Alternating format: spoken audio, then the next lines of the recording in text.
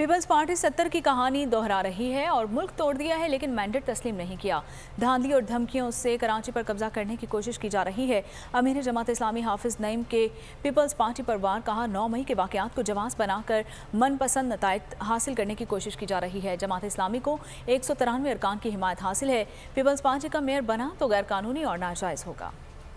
कल एक परसों वजीर साहब ने फरमाया कि जमात इस्लामी और पीटीआई के लोग हैं तो 193 लेकिन आएंगे 160। अब मैं सईद गनी साहब से पूछना चाहता हूँ ये कौन सा इल्म है उनके पास जिसमें वो 33 लोगों को हाउस में आने से रोकेंगे। सिवाय इसके और कौन सा तरीका है कि ये जमहूरियत को पामाल करेंगे, ये आइन की खिलाफ वर्जी करेंगे, ये इंसानों की मंडी लगाएंगे। तो एक्सपोज हो गए बुरी तरह। वही 1970 वाली कहानी, मुल्क तोड़ दिया, मैंडेट कबूल नहीं किया। ये हमारे मैंडेट का मसला है, ये हमारे वसाइल का मसला है। अगर उस पर डाका पड़ेगा और सब मिलकर डाका डालेंगे तो इसको कबूल नहीं किया जाएगा और उस पर एहतजाज और जो कुछ भी जायज और आईनी और कानूनी और जमहूरी और अवामी ज़राए हैं उसको इस्तेमाल किया जाएगा और सबको एक्सपोज करेंगे जो इस पूरे अमल में इस जुर्म में शिरकत करके कराची के साथ ये ज्यादती कर रहे हैं।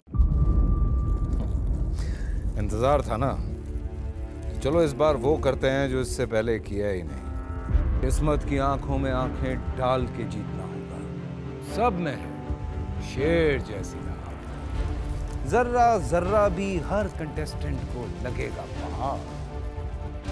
लड़खड़ाना नहीं है, खोल दो अपने पंख अगर आसमान छूना है। अबे लग रहा है ये सब पहले भी कहीं सुना है। एंटरटेनमेंट की गारंटी जनाब, क्योंकि यहाँ खेलोगे कूदोगे तो बनोगे नवाब। खुश रहो पाकिस्तान। खुश रहो पाकिस्तान, बुध और जुमेरात शाम 7 बजे सिर्फ बोल एंटरटेनमेंट पर।